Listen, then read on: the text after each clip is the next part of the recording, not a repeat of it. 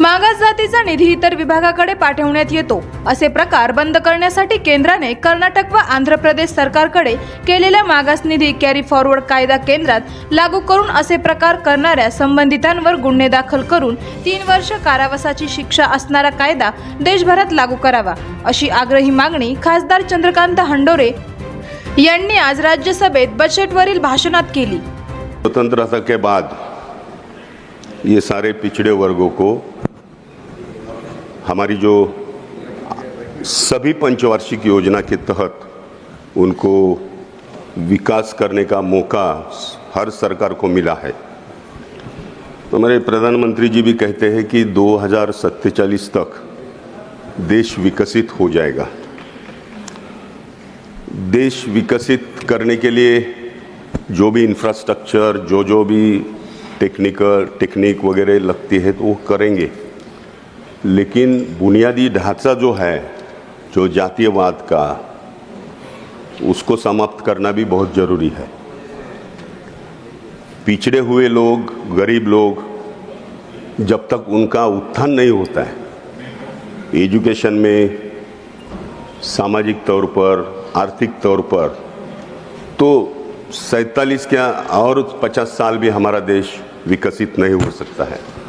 तो सरकार ने ध्यान देना चाहिए कि देश की तरक्की के साथ साथ ये पिछड़े वर्ग जो है उनको भी साथ में लाना जरूरी है। लेकिन दुर्भाग्यवश जो बजट आज मैं देख रहा हूँ 25-26 का, उसमें सामाजिक न्याय विभाग का जो बजट है उसमें बहुत सारा वेरिएशन दिख रहा है।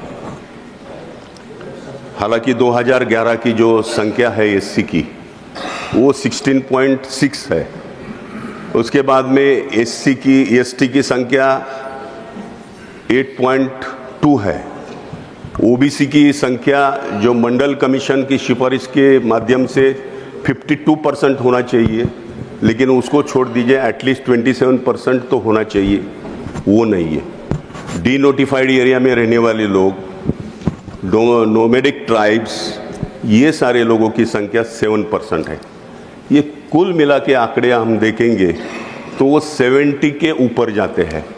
और ये 70% लोगों को उनके विकास के लिए सरकार जो भावना व्यक्त करती है, सरकार जो मुद्दे उपस्थित करते हैं, सरकार जो योजना तैयार करती है, वो योजना का इम्प्लीमेंट नहीं होता है।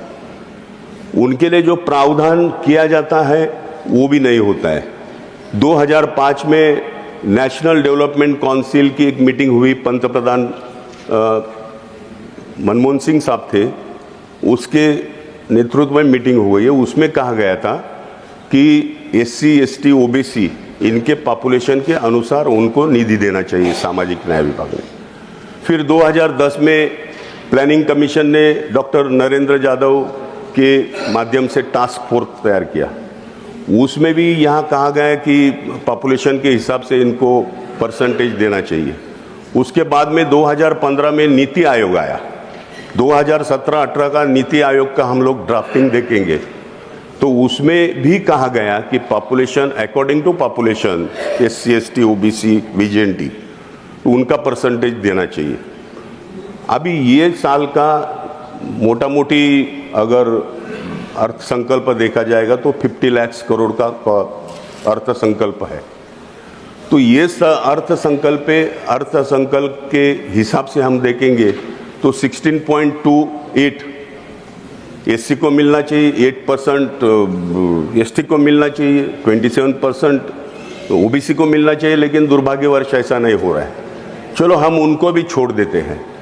हमारा कहना है कि नीति आयोग ने इस वर्ष 2,30,000 करोड़ रुपया सामाजिक न्याय विभाग को देने का सिफारिश किया। वित्त विभाग ने ओनली 62,000 करोड़ सामाजिक न्याय विभाग को दिया। कहा कि हम लोग 1,68 करोड़ हम बजट देंगे, 2 लाख आउट ऑफ 2,30,000 168 देंगे, लेकिन वो भी दिया नहीं। उसके बाद में 62,000 दिया, उसमें भी और वेरिएशन किया गया कि सामाजिक न्याय, आज देश भर लोगों को सामाजिक न्याय यही डिपार्टमेंट मालूम है। तो लोग उसकी तरह अपेक्षा से देखते हैं कि ये विभाग से हमको हमारे विकास के लिए संधि मिलेगी। लेकिन इसके साथ साथ आप देखेंगे कि ये डिपार्टमेंट के साथ और 26 डिपार्टमेंट इनको कंसर्न डिपार्टमेंट बना गया। वो मैं समझता हूँ कंसर्न डिपार्टमेंट का। तो 62,000 करोड़ जो प्रावधान किया गया है उसमें से खाली 13,000 करोड़ रुपया सामाजिक न्याय विभाग को दिया और 49,000 ये कंसर्न डिपार्टमेंट को दिया गया। आज देश भर के पूरे स्टेट में बोम्बा बोम चल रहा है। हर वहाँ के लोग बोलते हैं कि हमारा पैसा लैप्स होता है, हमारे डिपार्टमेंट का पैसा योजना नहीं बनाने के वजह से ही पैसा लैप्स होता है। उसके बाद में लास्ट मोमेंट पे जो सप्लीमेंट्री आता है बिल विधानसभा में या परिषद में, तो कहा जाता है कि इसका खर्चा नहीं हो रहा है, तो वो दूसरे डिपार्टमेंट को डाइवर्ट किया जाता है। तो लोगों के बीच में असंतोष है। हमारा कहना ये है कि हम जब विकसित देश की बात करते हैं तो हमारे ये जो पिछड़ा वर्ग का विकास होना भी बहुत जरूरी है। और उसके लिए आप देखेंगे कि कर्नाटक स्टेट, आंध्रा स्टेट, ये दोनों स्टेट ने कानून बनाए उनके स्टेट लेवल पे कि जो भी पैसा डाइवर्ट होता है उसको कैरी फॉरवर्ड 1 साल के लिए करना चाहिए। जो पैसा लैप्स होता है वो लैप्स नहीं होना चाहिए। कई जगह पर ऐसे अधिकारी बैठे हैं कि जाना दो ये दलित का स्कीम है, काय के लिए करने का है, ऐसा भी दिमाग में उनके सोच आती है और जानबूझकर वो स्कीम को बाजू में रखता है और पैसा लैप्स किया जाता है। तो ऐसे अधिकारियों के ऊपर कड़क कार्रवाई हो, उसको सस्पेंड किया जाएगा, उसको 3 साल की सजा होनी चाहिए और कोई भी हालत में ये पैसा डाइवर्ट नहीं होना चाहिए।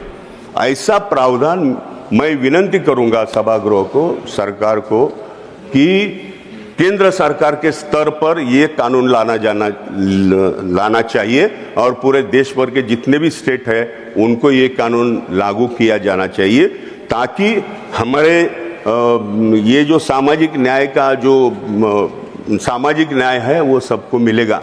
क्यों आज हम 75 इयर्स संविधान का अमृत महोत्सव सेलिब्रेट करते हैं। सभागृह में सभी नेताओं ने अच्छे स्पीच दिए, बहुत बड़े पैमाने पर कार्यक्रम हो रहे हैं। तो ये 75 साल के अवसर पर ये कानून सरकार ने लाना चाहिए, ऐसी मेरी मांग है। दूसरी बात ये है कि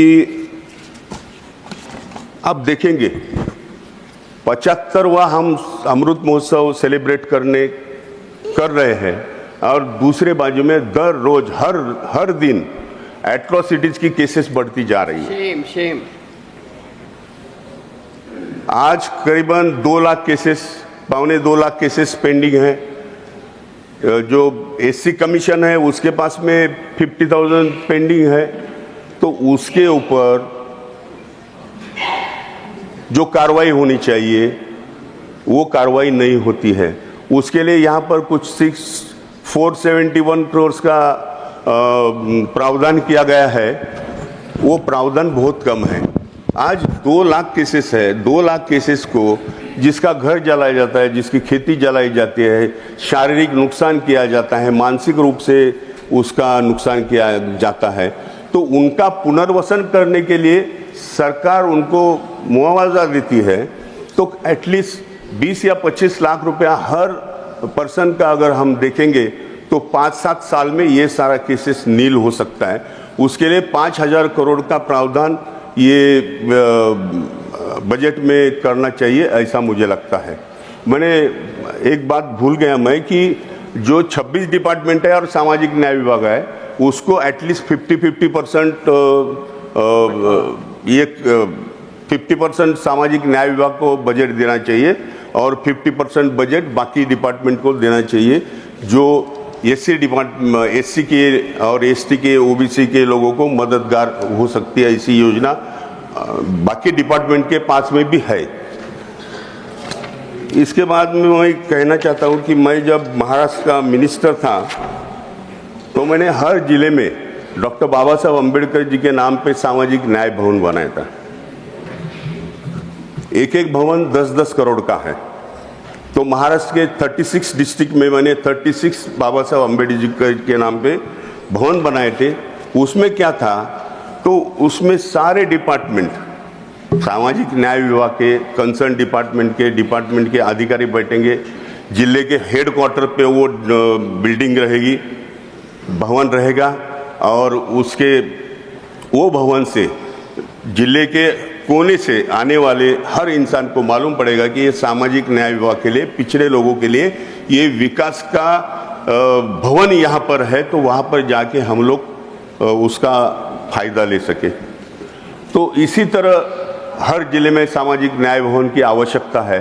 तो हम चाहते हैं कि देश के करीबन 750 कुछ जिले हैं, तो हर जिले में अगर ये डॉक्टर बाबा साहब अम्बेडकर जी के नाम पे भवन बनते हैं, तो schedule caste, schedule tribe, OBC, nomadic tribe, ये सारे लोग वहाँ पर जाके उनके लिए क्या स्कीम है, उनका फ़ायदा कौन से स्कीम में है वो देखेंगे और उसका फ़ायदा उनको मिलेगा। तो मेरी रिक्वेस्ट है कि ज़मीन स्टेट गवर्नमेंट से कंसर्न करके ज़मीन लीजिए, बजट दीजिए वहाँ पर, और उस तरह से उनका काम शुरू करिए, ताकि अभी से अगर शुरुआत हो जाएगी तो 2047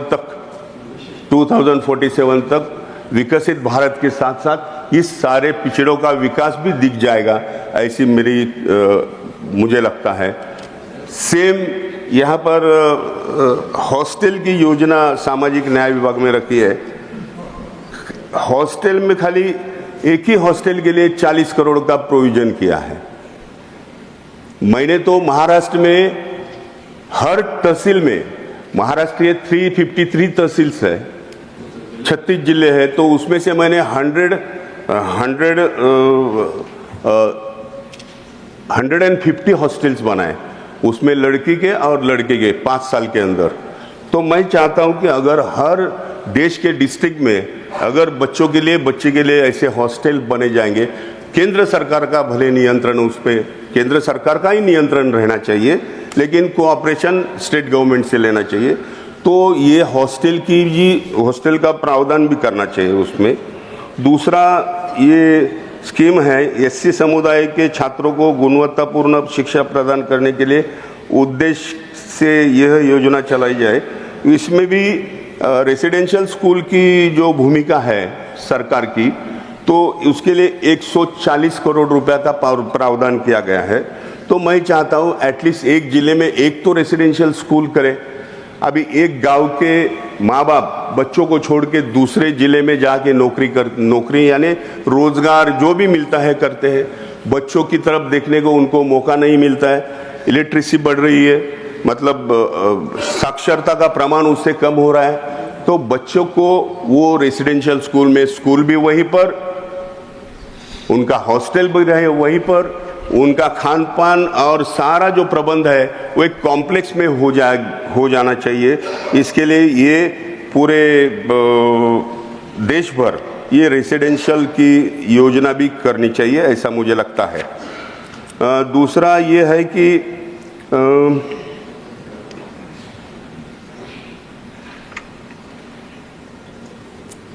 ये अनुसूचित जाति और पिछड़ा वर्ग के लिए वेंचर कैपिटल फंड्स, इस योजना के तहत एससी और ओबीसी उम्मीदों में को नए व्यापार और उद्योग प्रवेश करने के लिए वित्तीय सहायता देना। अभी इसके लिए वेंचर कैपिटल फंड का निर्माण करना चाहिए, ऐसा वित्त विभाग का कहना है। मैं चाहता हूं कि यहाँ पर हजारों करोड़ रुपया सामाजिक न्याय के लिए या बाकी डिपार्टमेंट के लिए आप खर्चा कर रहे हैं, तो वाई हम वेंचर कैपिटल क्यों खड़ा करें? सामाजिक न्याय विभाग ने पैसा देना चाहिए, उसके लिए हजारों करोड़ देना चाहिए। जब हम बोलते कि हम स्टार्टअप इंडिया करेंगे, हम मुद्रा लोन देंगे, हम बाकी की योजना लाएंगे, तो एससी, एसटी, ओबीसी और वीजेएनटी के लोगों के लिए ये भी जरूरी है। जब मैं मिनिस्टर था तो मैंने करीबन 400 के ऊपर जो एससी, एसटी के कार्यकर्ता है, एससी, एसटी के लोग हैं, उनको 7-7 करोड़ रुपया देके मैंने उनके फैक्ट्री का सेटअप किया। मागासवर्गीय औद्योगिक संस्था बोल के उनके नाम पर उनकी संस्था बनाई थी और उन्हें 7-7 करोड़ रुपया वहां पर दिया गया था। तो मेरा ये रिक्वेस्ट रहेगा कि यहाँ पर जो प्रावधान तो क्या नहीं है, 2 लाख रुपया खाली इसके लिए प्रावधान किया और वेंचर कैपिटल के माध्यम से ये पैसा खड़ा करने की बात हो रही है। तो मेरा कहना ये है कि सरकार ने इसके लिए 5,000 करोड़ रुपए का प्रावधान करना चाहिए और हमारे शेड्यूल कास्ट शेड्यूल ट्राइब के बच्चों लोगों को आगे लाने के लिए प्रयास करना चाहिए।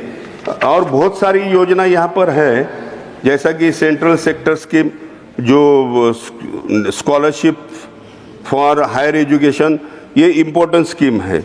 यहाँ पर मैं चाहता हूँ कि जो फॉरेन स्कॉलरशिप है, जो फॉरेन में लड़के लोग भेजते हैं हम लोग, महाराष्ट्र में खाली हम 75 ईयर बच्चों को फॉरेन में एब्रॉड में एजुकेशन के लिए भेजते थे।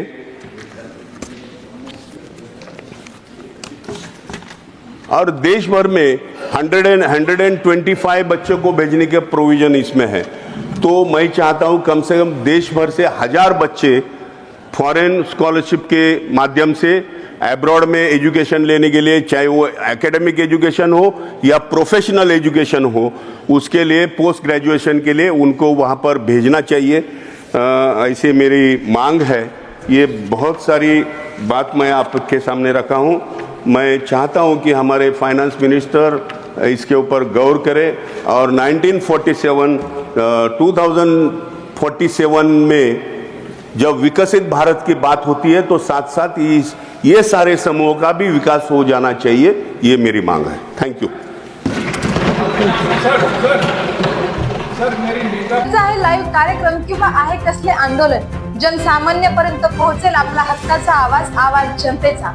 बातमी व जाहिरातीसाठी संपर्क करा स्क्रीनवर दिलेल्या नंबरवर।